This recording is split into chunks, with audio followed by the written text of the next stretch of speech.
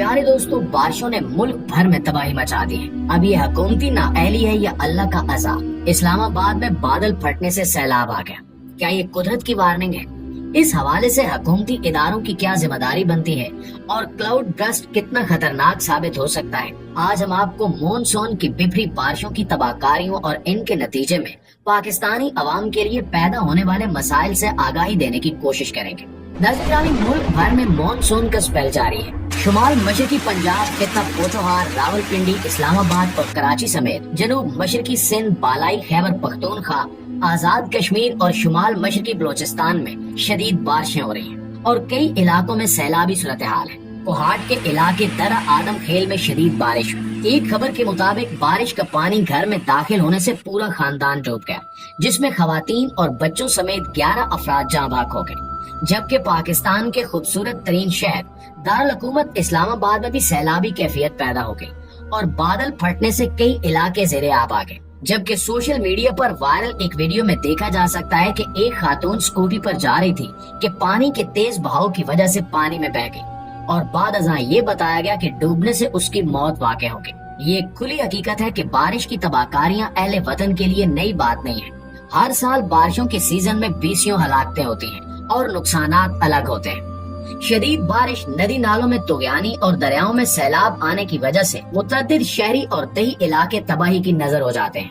मकानात मुनहदिम, खड़ी फसलें बर्बाद और लाखों लोग बेघर होते हैं। यहाँ सवाल वही पुराना है कि चूंकि हर साल बारिशें और सैलाब आते हैं, मगर इसके बावजूद आज के जदीद दौर में पाकिस्तान में बारिशों के पानी और सैलाब से बचाव के लिए कोई काम नहीं किया गया और इसकी सारी जिम्मेदारी हुकूमतों और सरकारी महकमों पर आयद होती है।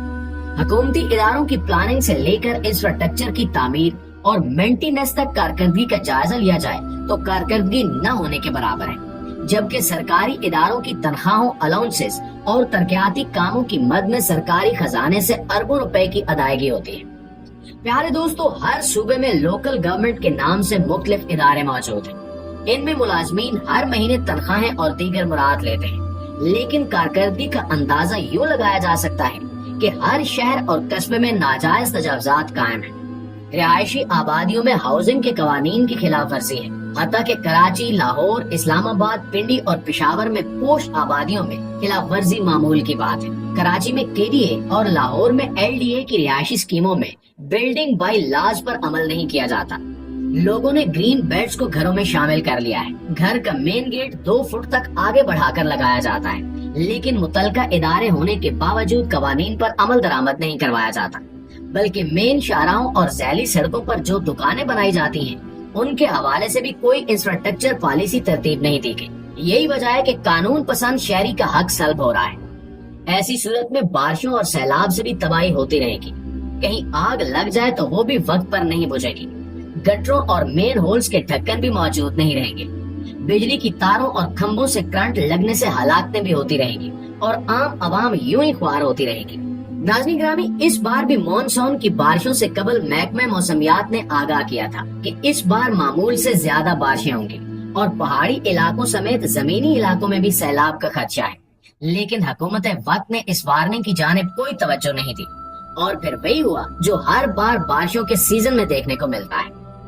गुज़श्ता दिनों ये खबर भी सोशल मीडिया पर वायरल हुई कि इस्लामाबाद में बादल फटा और इसके नतीजे में सैकड़ों लीटर पानी जमीन पर आ गिरा और फिर इस्लामाबाद की गलियां और सड़कें नदी नालों का मंजर पेश करने लगी, जिसे बेशतर अफराद ने अल्लाह का अजाब करार दिया। इसमें भी कोई शक नहीं कि ये अल्लाह की नाराजगी का सबब हो सकता है, लेकिन ये भी हकीकत है कि ज़लज़ले, सैलाब, तूफान और आतिश फिशाओं जैसी कुदरती आफात ऐसे जमीनी हकायक हैं जिनसे ना तो इनकार किया जा सकता है और न ही इनका मुकम्मल सद्भाव मुमकिन है। मगर इसकी शिद्दत और नुकसानात में कमी इंसानी मंसूबाबंदी से मुमकिन है और दर्जनों ममालिक ने अपनी आवाम को इस किस्म की आफात से बचाने के लिए जो इक़दामात किए हैं वो न सिर्फ काबिल तारीफ बल्कि काबिल तकलीद है।